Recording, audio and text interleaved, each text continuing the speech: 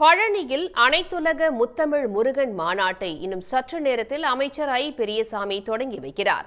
இந்த முருகன் மாநாட்டில் காணொலி காட்சி மூலம் முதலமைச்சர் மு.க.ஸ்டாலின் வாழ்த்துரை வழங்க உள்ளார்.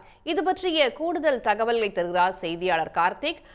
தற்போது இந்த சிறப்பான மாநாட்டிற்காக என்னென்ன ஏற்பாடுகள் செய்யப்பட்டிருக்கு, அங்கு வரக்கூடிய பக்தர்கள் லட்சக்கணக்கில் திரள்வார்கள் என்பதற்கான செய்யப்பட்டிருக்கக்கூடிய அந்த பாதுகாப்பு ஏற்பாடுகள் அப்படிங்கிறது என்ன? நிச்சயமாக, அதாவது அனைத்துலக முருகர் மாநாடானது இன்னும் சற்று நேரத்தில் துவங்கி இருக்கிறது. ஐ பெரியசாமி அமைச்சர் அவர்கள் இன்னும் சற்று நேரத்தில் துவங்கி வைக்கிறார். இந்த நிகழ்ச்சியில் தமிழக முதல்வர் வாழ்த்துரை வழங்க இருக்கிறார். இந்த நிகழ்ச்சிக்காக கிட்டத்தட்ட 3 மாதங்களாக கடின உழைப்பால் இந்த பல்வேறு அரங்குகளானது இங்கு அமைக்கப்பட்டிருக்கிறது. குறிப்பாக 2க்கும் மேற்பட்ட அரங்குகள் அமைக்கப்பட்டிருக்கிறது. அருணகிரிநாதர் அரங்கம் என்ற அரங்கத்தில் கிட்டத்தட்ட ஒரே நேரத்தில் 3000க்கும் மேற்பட்ட பக்தர்கள் ஒரே நேரத்தில் இங்கு நடக்கக்கூடிய இசை கச்சேரிகள் மற்றும் கலை நிகழ்ச்சிகளை ஒரே நேரத்தில் கண்டுகளிப்பதற்காக 3000க்கும் மேற்பட்ட ஒரே நேரத்தில் அமர்வர் கொண்ட இந்த மண்டபமானது அமைக்கப்பட்டிருக்கிறது. இது மட்டுமல்லாது மலை போன்ற ஒரு தத்ரூபமான உருவங்கள் இங்கு அமைக்கப்பட்டிருக்கிறது. மேலும் 6 படை வீடுகளில் இருக்கக்கூடிய முருகனின் சிலைகள், அந்த முருகன் சம்பந்தப்பட்ட நூல்கள் மற்றும் இங்கே இருக்கக்கூடிய திரையரங்குகள், இங்கே இருக்கக்கூடிய கலையரங்கம் உள்ளிட்ட அனைத்து சிறப்பு ஏற்பாடுகளுமே இந்த முத்தமிழ் மாநாட்டில் தற்போது இடம்பெற்றிருக்கிறது.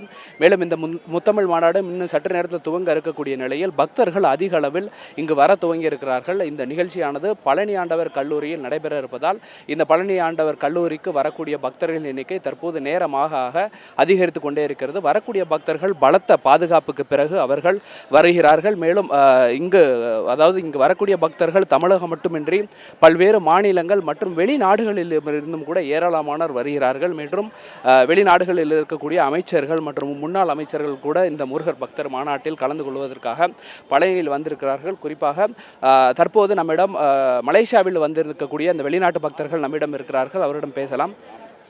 சார் வணக்கம், எந்த ஊர்லேருந்து வந்திருக்கீங்க சார்? மலேசியாவிலேருந்து வந்திருக்கேன்ப்பா. நான் மலேசியாவுடைய நாட்டுடைய மேனாள் நலத்துறை அமைச்சர். இப்போது முருகர் மாநாடு இங்கே எப்படி சார் பண்ணி வச்சுருக்கிறாங்க?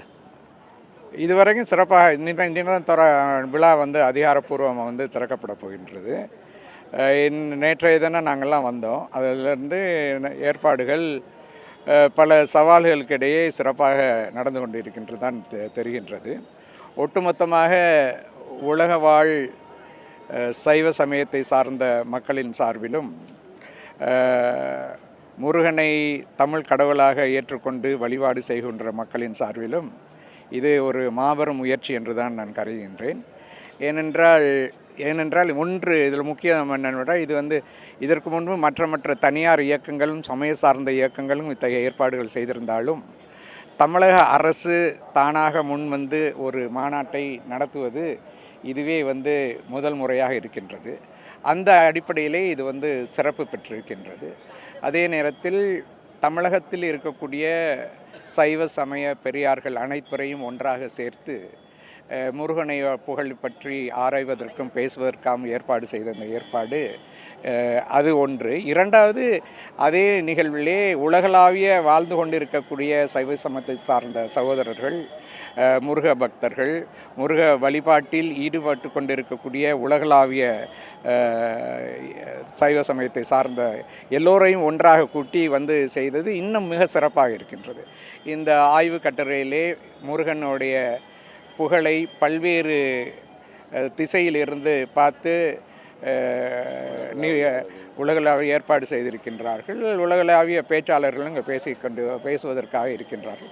நானும் ஒரு ஆய்வு கட்டுரை அரங்கத்திற்கு தலைமை தாங்க ஏற்பாடு செய்திருக்கின்றார்கள். நிச்சயமாக எங்களுடைய எதிர்பார்ப்பு இது ஒரு முழுமையான நிகழ்வாக இருந்து ஒரு ஆழமான ஒரு அஸ்திவாரத்தை ஏற்படுத்தி வருங்காலத்தில் முருக பக்தியும் முருக வழிபாடும் இங்கு மட்டுமல்லாமல் உலகெங்கும் மேலோங்கி நிற்பதற்கு இது அடிப்படை ஆரம்பம் என்று நான் நினைக்கின்றேன். சார், இப்போ நீங்கள் எந்த ஊர்லேருந்து வந்திருக்கீங்க சார்? இப்போ வெளிநாடுகளிலும் கூட இது மாதிரி முருகன் கோயில்கள் இருக்கும். இது மாதிரி மாநாடுகள் அங்கே நடத்துறதுண்டா? நடத்துறது உண்டு. கோலாலம்பூரில் இதேமாரி உலக முருக பக்தர்கள் மாநாடு ஒன்று நடத்தியிருக்கோம். அதேமாதிரி திருச்செந்தூர்லேயும் ஒரு உலக முருக பக்தர்கள் மாநாடு நடத்தியிருக்கோம். அதை சார்ந்து நம்ம தமிழ்நாடு அரசு இந்த மாநாட்டை சிறப்பாக ஏற்பாடு செஞ்சுருக்காங்க. அதை நினச்சி நாங்கள்லாம் ரொம்ப பெருமைப்படுறோம். உலக தமிழர்கள் அனைவரும் இந்த நிகழ்வை நினைத்து மிகவும் பெருமைப்படுகிறார்கள். நன்றி சார். நீங்கள் எந்த ஊர்லேருந்து வந்திருக்கீங்க சார்? மலேசியாவில் கோலாலம்பூர்லேருந்து வந்திருக்கின்றேன். எங்கள் அமைச்சர் பேசிய பிறகு நான் ஒன்றும் அதிகமாக சொல்ல போகிறதில்ல. அவர் சொன்னது தான் திருப்பி சொல்லணும்.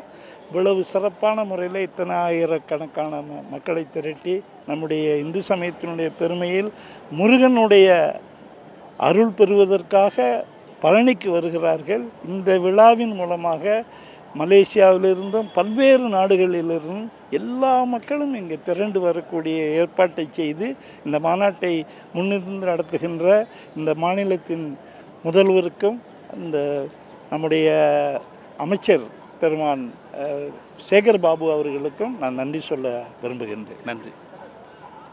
தொடர்ந்து இதே போன்று பல்வேறு இடங்களிலிருந்து அதிக அளவில் பக்தர்கள் இங்கு குவிந்து வருகிறார்கள். மேலும் வரக்கூடிய பக்தர்கள் பலத்த பாதுகாப்புக்கு பிறகுதான் இங்கு அனுமதிக்கப்படுகிறார்கள். இன்னும் சற்று நேரத்தில் இந்த நிகழ்ச்சியும் கூட துவங்க இருக்கிறது.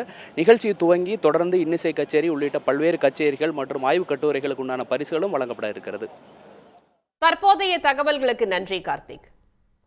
உடனுக்குடன் செய்திகளை தெரிந்து கொள்ள சன் நியூஸ் பெல் ஐகானை கிளிக் பண்ணுங்க.